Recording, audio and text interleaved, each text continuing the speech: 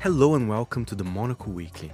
For this week's show, I had the immense pleasure to speak with Brazilian actress Fernanda Torres and Brazilian director Walter Salles on their film I'm Still Here, which is already one of the most successful Brazilian films ever and has been nominated for 3 Oscars, including Best Picture and Best Actress for Torres.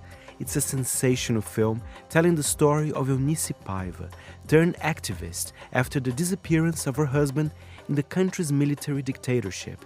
Here is my conversation with both Fernanda Torres and Walter Salles.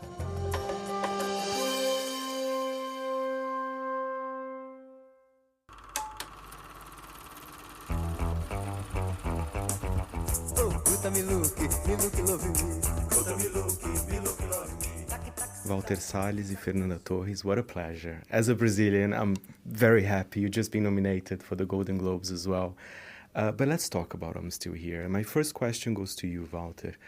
I want to know your connection, actually, with the story, because it's been based on a book by Marcelo Rubens Paiva, but I know it's very close to your heart, right? Yes, it definitely is personal to me as well. When I was 13 years old, 14, I became friends with this one family, the Paivas.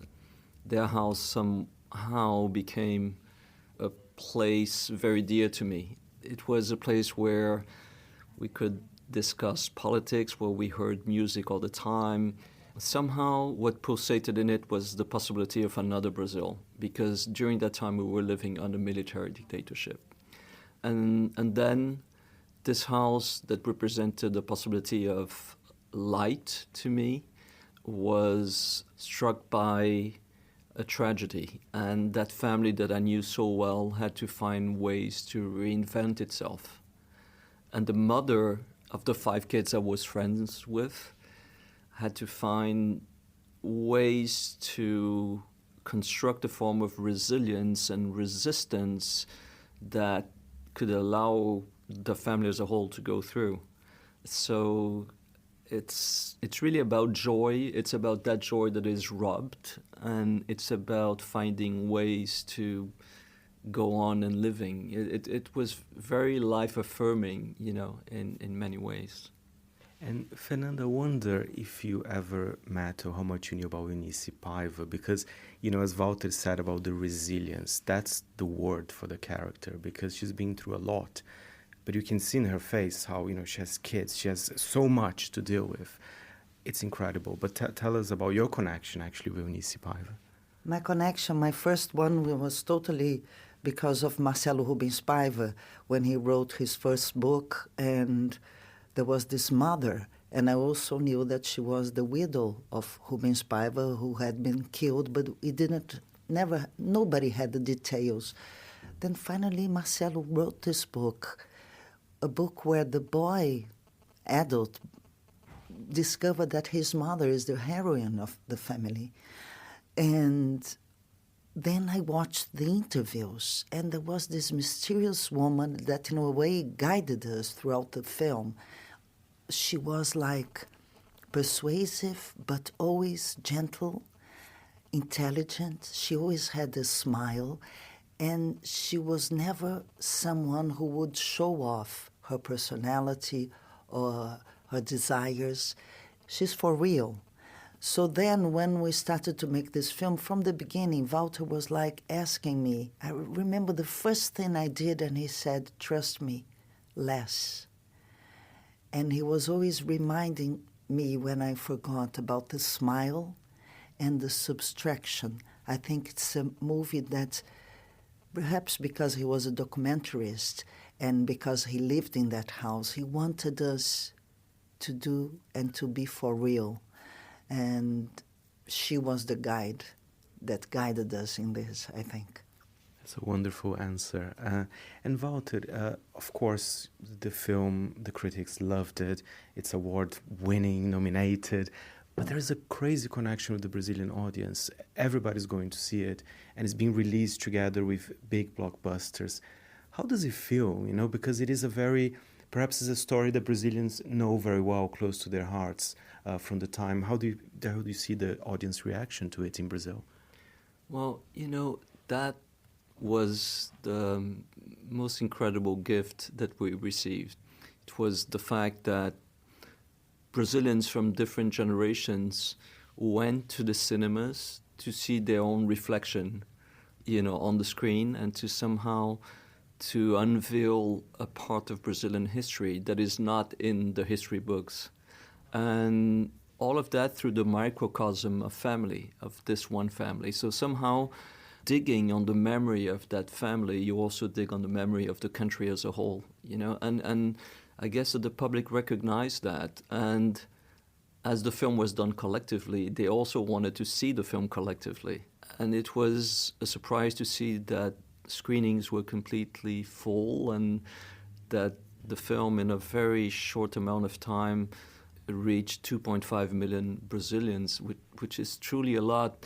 But much more important than the numbers is the fact that people go to this film to have a common experience. And then when they exit the theaters, they discuss about themselves, about cinema, about what those characters brought, as examples, which is incredible. I think, it brings back the fact that, literature such as Marcelo's book and music such as the ones that permeate the film from beginning to the end. And then films themselves are really great instruments against oblivion, They allow us not to forget. I see this really as the most beautiful thing that could happen to a film, is a film that is embraced, by the culture that it wants to reflect.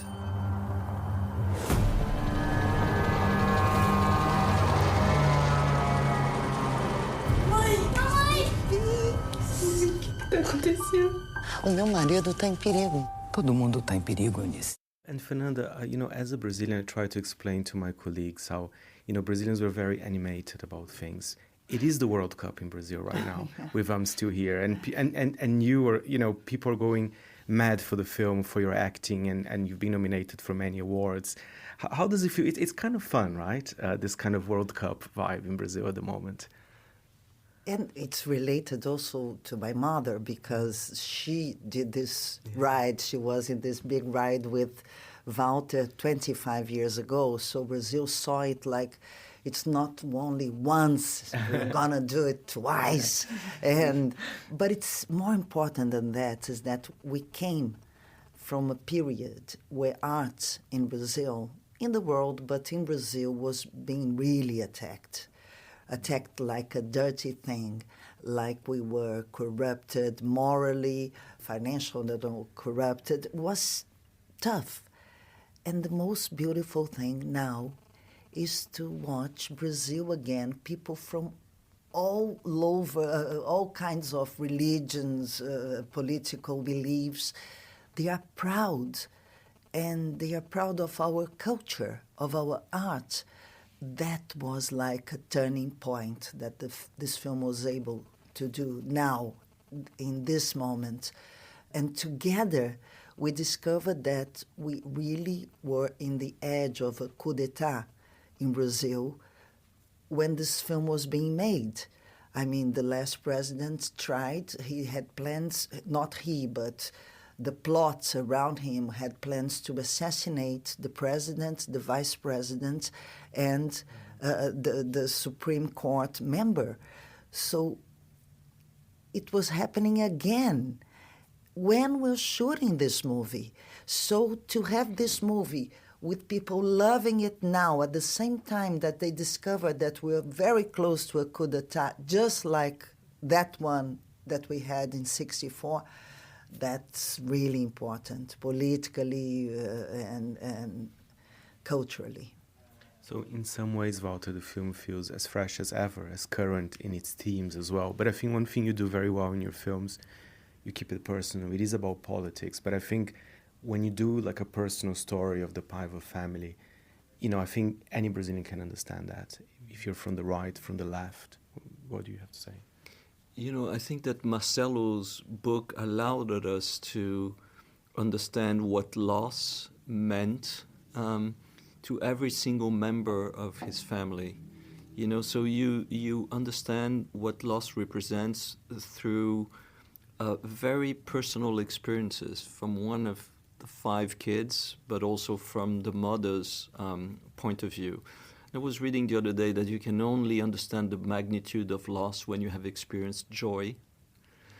And that family was about joy. And then the loss that occurs can be felt in a very singular manner in each one of them. You know, and Fernanda's mother, the extraordinary Fernanda Montenegro, I think that taught all of us that every single...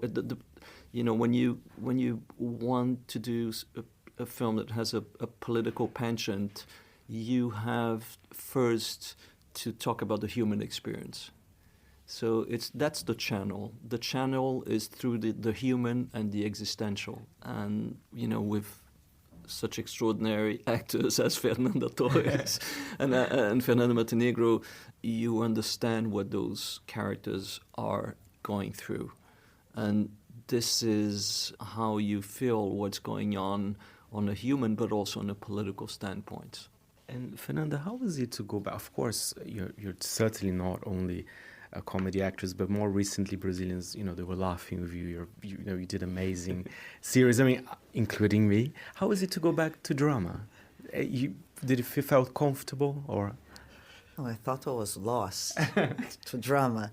No, not really, because I don't separate that much. But of course, I did like 2 TV series that were big hits in Brazil, and popularly I was very much a comedian. But of course, I mean, I do theater. I'm also a comedian. And then Walter decided to give me this gift to do not only drama, but drama in such a profound way, in such a humanistic way.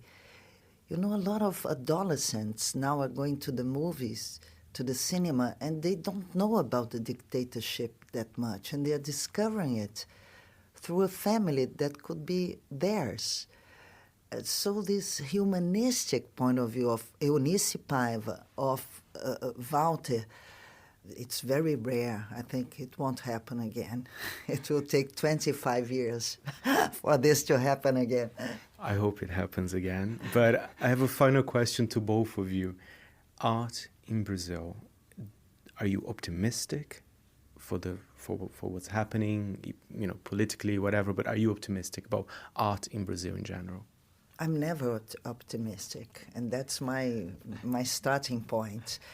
I don't judge if I'm optimistic because this kind of utopia I think I don't have in life. What Brazil has is a very rich culture.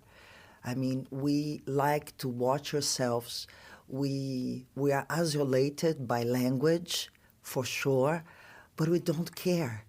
And, you know, in a way, you feel pity that you cannot sing, for instance, Construção by Chico Buarque like we do, that you don't know Machado de Assis. So I think culture in Brazil will never die because we have this as a founding character of our country.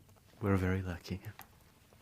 I don't know who said that an optimist is somebody who is misinformed about reality, but I have to say that I am optimistic with the state of Brazilian cinema for one reason, is that we have an extraordinary capacity of resistance. You know, after 4 years of silence, which were the years of COVID and then the Bolsonaro years, Brazilian cinema has come back very rapidly with great first-time director films, you know, that receive prizes in Cannes and receive prizes in Venice, with a number of documentary and fiction films that are truly excellent this year. Brazilian cinema was in absolutely every single festival, you know, from Sundance, which is the first one, to Marrakesh, which is the last one of the year.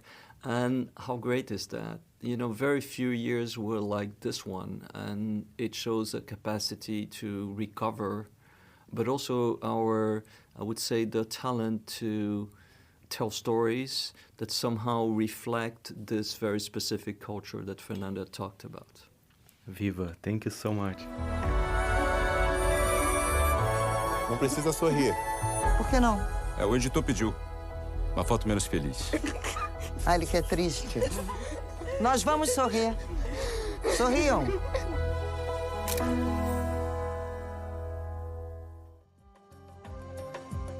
Thank you so much, Fernanda Torres and Walter Salles there from I'm Still Here, which is out now in Brazil, US, Europe, and will be released in the UK from the 21st of February, with selected previews from the 8th.